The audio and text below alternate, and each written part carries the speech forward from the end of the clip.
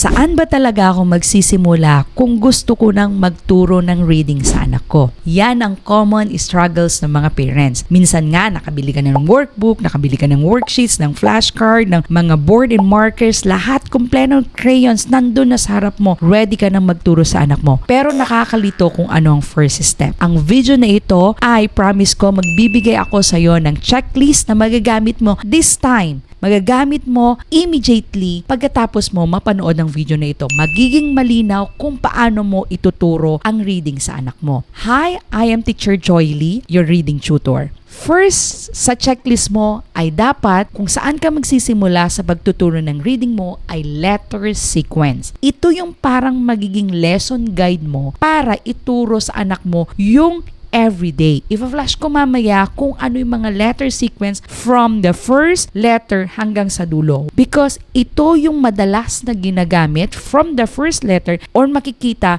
sa mga words or books hanggang sa pahirap na letters. Ngayon, ang paggamit ng letter sequence na ito ay una ituro mo ang letter sounds sa kanila. Not letter names muna, lalo na kung struggle o hirap na hirap yung bata. Kung letter sounds ang ituturo mo, pangalawa na tatandaan mo ay magturo ka ng one letter sound na day. Kasi to make sure na na-master ng bata. Ngayon, kung ang capability ng anak mo ay kinaya niya yung unang letter, halimbawa yung letter S, at ituturo mo ngayon yung letter A, yung sound ng letter A at kinaya niya, okay, ibigay mo na sa kanya. Because karapatan na ng bata yon or magaling yung batang yon na natandaan niya yung tinuro mo. Pagkatapos mo ng daily lessons mo, yun na yung letter sequence nito na gagamitin mo everyday. Tatandaan mo na it is your responsibility as a parent na alam mo rin kung ano ang letter sounds na, o ang mga sounds ng mga letters. Kasi kung hindi, wala kang basis kung tama yung sinasabi ng anak mo. Ito na yung letter sequence na ituturo mo everyday. Number 2 sa iyong checklist ay ang flashcard. Sa flashcard ay hindi mo kailangan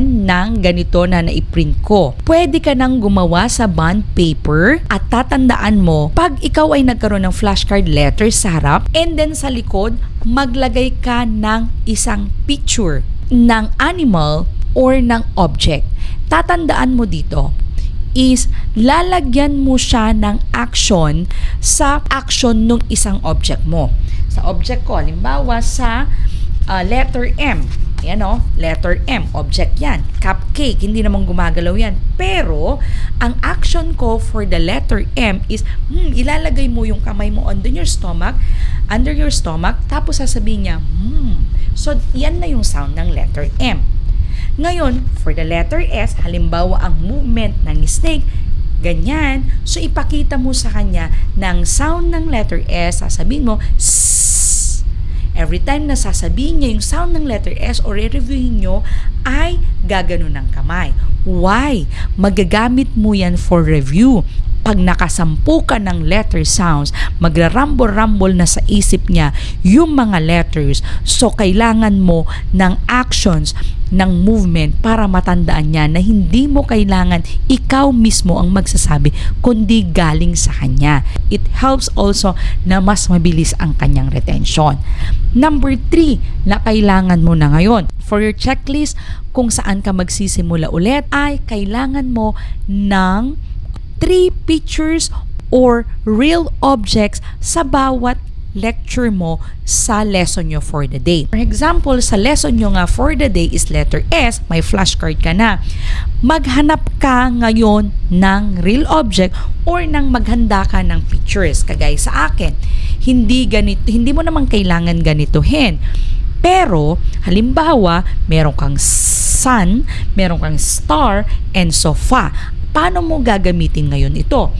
Halimbawa, sasabihin mo, I have a picture here, sun.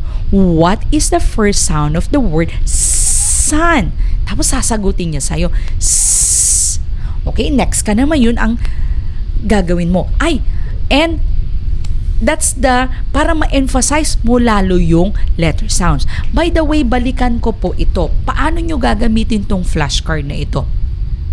Sasabihin mo, itong letter na ito, I have a picture here. Pag nag-i-introduce ka na, sasabihin mo sa kanya na What is this? So sasabihin niya, snake. Yes, it is a snake. The sound of a snake is sabay action. So yun na lagi ang action nyo every time na mag-aaral kayo or magbabasa. Number 4, checklist. Kailangan mo ng marker. Ako, gustong-gusto ko ng different colors. Mura lang to. Binili ko lang to kay Mr. DIY. And isang whiteboard. Mura lang yung whiteboard. Pwede na po kayong mag-invest. Kung wala naman pong pang-invest, pwede na po ang bond paper or crayons. Pero, syempre, time to time, bibili ka din. So, ito, magandang investment ito para meron na kayong magamit on your lecture. Because gagamitin nyo po ito for your blending. Pag may colors kasi, parang nakaka-attract sa kanila. Colorful, merong mga pictures, mga gumagalaw, very attractive sa kanila. Halimbawa, magpapabasa ka na, no? Ayan, no? Napaka-attractive sa kanila pag may kulay. Ito napansin ko lang talaga sa mga bata. Kaya hindi ko to nawawala sa aking tutorial sa aking anak or sa school.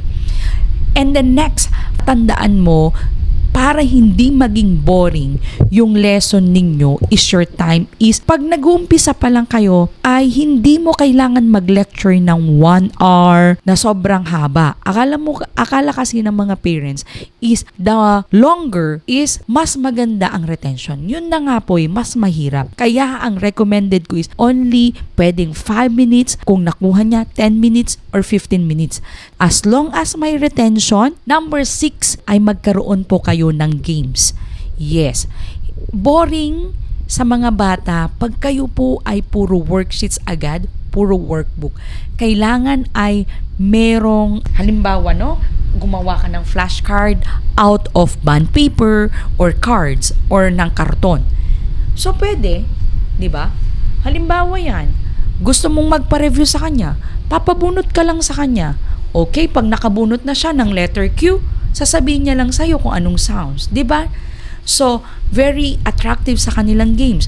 O kaya, ang tinatawag nilang sound hunt, na habang ikaw ay nagluluto, gusto mong magpa-lecture, maghanap ng mga bagay na nag-uumpisa sa letter S or letter A. O, pakihanap mo nga sa kusina ang sandok. O, hanapin niya. O, meron ka ng sound na S. O kaya, pwede rin po ay ilapag nyo itong mga cards na ito sa semento and then talon ka sa letter Q or ay sa sound na Q or letter Q kung pwede rin kahit na nga yung letter names pwede nyo na lang ibigay yung letter names sa kanila kung kayang-kaya naman. And then tatandaan nyo, pwede rin po kayong magpasong sa kanila to break yung boredom sa pagtuturo. And then that's the time, yung number 7 is your worksheets and your workbook. And then number 8 po ninyo ay practice simple words na po. Tatandaan ninyo na ang blending ay dapat ay kahit 2 letters pa lang yan ay kailangan niya na pong idugtong yung mga sounds na naaral niya. Hopefully nakatulong po ang video na ito sa inyo. Comment down below kung ano pa ang gusto nyong i-lecture natin, i-lesson po natin kung saan po kayo nahihirapan sa pagtuturo ng reading. So yan po muna. Paalam. Ito po si Teacher Joyly, your reading tutor.